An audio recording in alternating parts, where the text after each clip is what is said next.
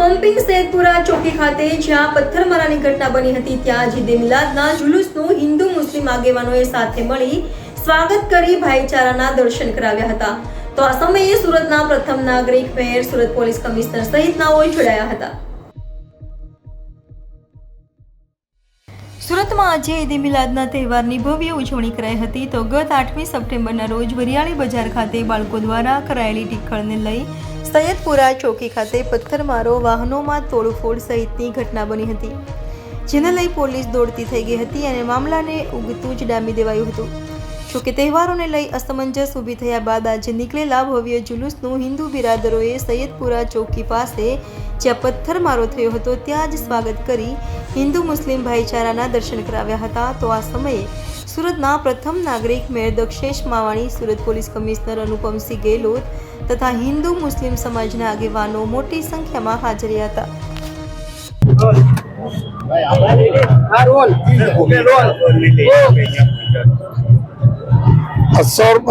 सर्वप्रथम तो અહીંયા આ જગ્યા ઉપર જે એક અઠવાડિયા પહેલે એક બહુ દુઃખદ બનાવ બનેલા હતા જો અને આ જગ્યા ઉપર આજે માનનીય મેયર સાહેબના નેતૃત્વમાં મુસ્લિમ આપણા અગ્રણી શ્રી કદીરભાઈ, તમામ વિસ્તારના જો અમારા જો હાજીશ્રી અને મુસ્લિમ આગેવાનો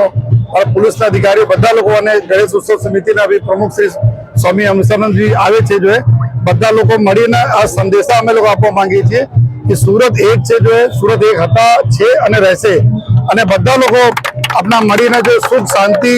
વિસ્તારમાં શહેરમાં રાખીને અમારા સુરત जो તમામ ચીજોમાં નંબર 1 આવે છે, ચાહે સ્વચ્છતા હોય, ચાહે અમારા એર ક્વોલિટીમાં સ્વચ્છતા માટે જો કરવામાં આવી રહી કામગીરી અને શાંતિમાં અને બિઝનેસમાં તમામ એક રહેશે એવા સંદેશો સાથે આજે બધા લોકો અમે લોકો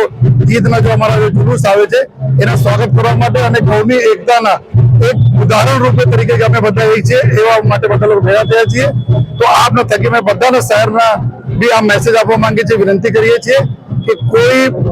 આ જો અમારા લોકોના કલ્ચર છે, સુરતના કલ્ચર, સુરતીસના કલ્ચર, આ કલ્ચર એવું છે કે કૌમી એકતા હરદમ જળવાઈ રહે અને આ જ મેસેજ આપના થકી બધા લોકો જાય એના માટે જો એમાં બધા આગેવાનોનો, હિન્દુ આગેવાનો મનોજભાઈ છે, એની પૂરી ટીમ છે, આ બધા લોકોનો ખૂબ ખૂબ અમે આભાર માનીએ છીએ।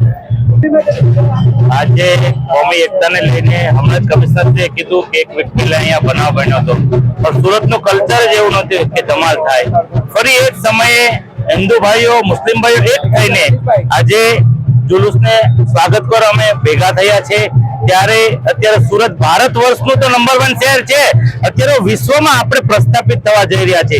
ત્યારે આવનાર સમયમાં ફરી એકવાર આપણે પૈગંબર સાહેબનો જે જન્મદિવસ છે એને તો શાંતિનો સંદેશો આપણે આપ્યો જ છે, એના સંદેશાને આગળ લઈને આવનાર સમયમાં આપણે બધા સંકલ્પ કરીએ કે આપણા સુરત પર કોઈ પણ અનિચ્છનીય બનાવ નહીં બને, તે આપણા સૌની જવાબદારી છે। ફરી એકવાર પૈગંબર સાહેબના જન્મદિવસની હૃદયપૂર્વકની તમામ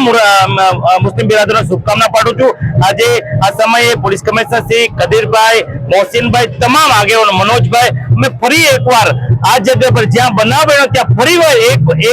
એક થઈ અને ભારત દેશને સંદેશો આપી રહ્યા છે। અસ્તુ ભારત માટે।